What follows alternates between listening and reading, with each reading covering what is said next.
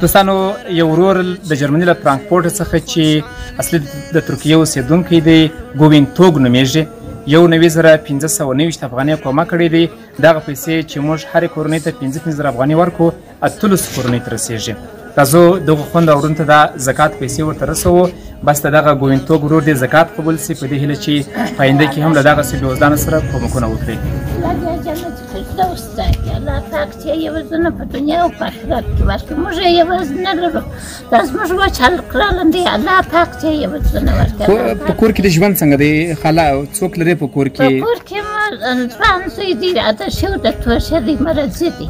اپر زوی مو کوچنی دی، سړی چې مو دی سپین ږیری دی، په لاس مایو په دی ماغ دی رنځور په ځای راښکتور.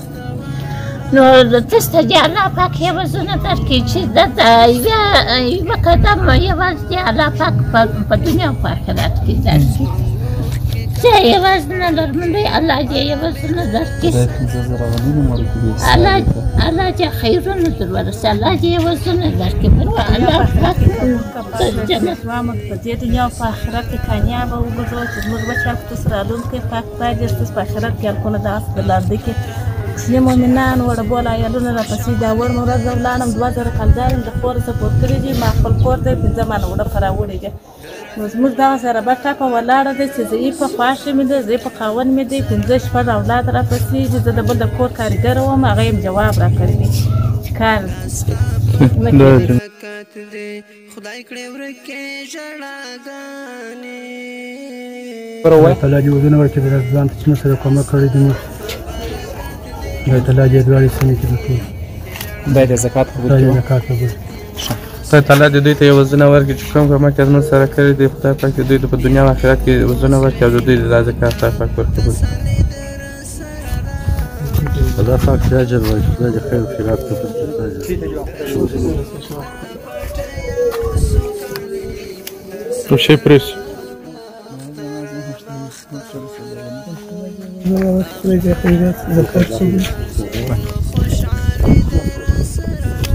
خدای دې زکات او خیرات قبول کړي. خدای دې آخرت ته ښه ورولي.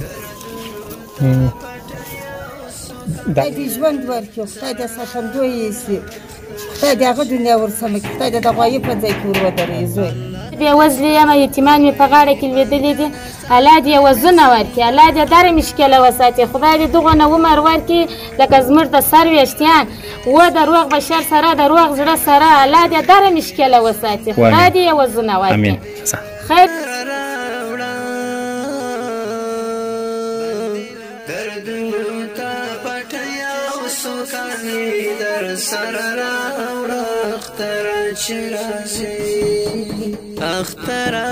شاید برای شاید لیک ما را خواهید مشترم کمک است سر الله کمک کنید.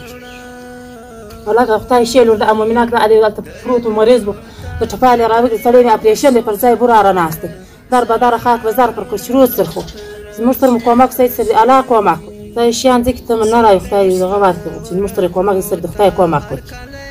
ما خدای رسمان ذکر وقت خدای فیض زرچه مشترم دغنا کمک کنید. خدای دې سره دې سره خدای دې د اسمان د مځکې ورکړي. دی د مسکینانو ته دغو سره کومک وکړي. دغه م پیالار دی، دغه م ژوند سار لا نه خدای دې د ارمانونه وکاږي. الله دې هم دې دنیا ورکړي، هم پر دې دنیا دې الله دې ته جنتونه نعمتونه ورکړي. لوی خدای دې چې هر مراد ولري الله دې دغه مراد حاصل کړي. الله پاک دې هم لوی خدای دې الله پاک دغه د دنیا په ښه ورولي. هم د هغه ستړي هم ستړي په ښه دي الله دا چې تی زموږ په حق کې دغو نه د زحمتونه او خوارۍ کاږي تی راځئ.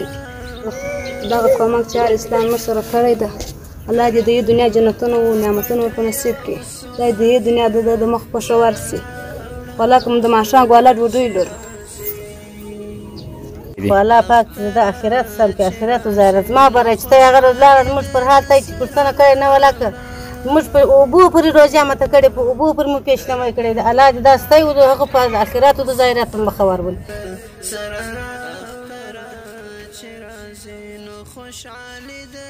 دنیا او آخرت کې الله دې وزونه ورکړي. د خپلې خدایي او د خپلې لویې پورې سره که به دغه معیوب وي هغه به مؤمنان وي. هر څه جم پاک رب درکړي، هغه ته جم پاک خدای ورکړي. هر څه جم الله درکړي. دغه اذان په دې سره هغه ته جم خدای چې خیر ورکړي، زکات خدای قبول کړي. انشاءالله چې خدای ځای کړي چې موږ سره پیسې راورسوي. کور جوړول خدای تعالی دې دنیا او آخرت سم کړي. الله دې په دنیا او په آخرت کې نه خواروي چې موږ ته دا راورسول وطندو صاحب راکړله. کور یې ودان خدای دې خیر ورکړي. زما پورې چې زما کوچني کوچني یتیمان دي دغه پلار نه لري پر دغه یې وسیله سوه. خدای تعالی دې دنیا او آخرت سم کړي. کور یې ودان ښه دی. خدای دې په ځواني برکت کړه. خدای دې حلاله رزق درکړي تاسو ته.